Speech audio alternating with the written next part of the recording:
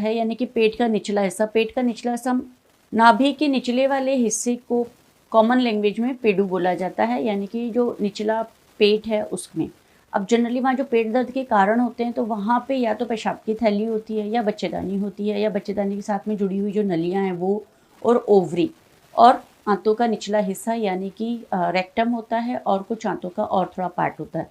तो इन सब में अगर कोई प्रॉब्लम होगी तो डेफिनेटली पेड़ों के निचले हिस्से में या पेट के निचले हिस्से में दर्द होगा। तो जो सबसे कॉमन कारणों की हम बात करते हैं तो बच्चेदानी का सूजन आता है, जो सबसे पहला कॉमन कारण है। बच्चेदानी में किसी भी वजह से अगर सूजन आ गया, यानी उसका साइज़ बढ़ गया है, या उसमें इन्फेक्शन हो गया है, या उसमें और किसी प्रकार की कोई बीमारी है, तो डेफिनेटली आपको पेटों में दर्द हो सकता है।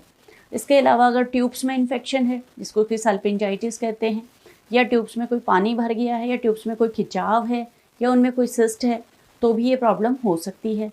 तीसरा, ओवरी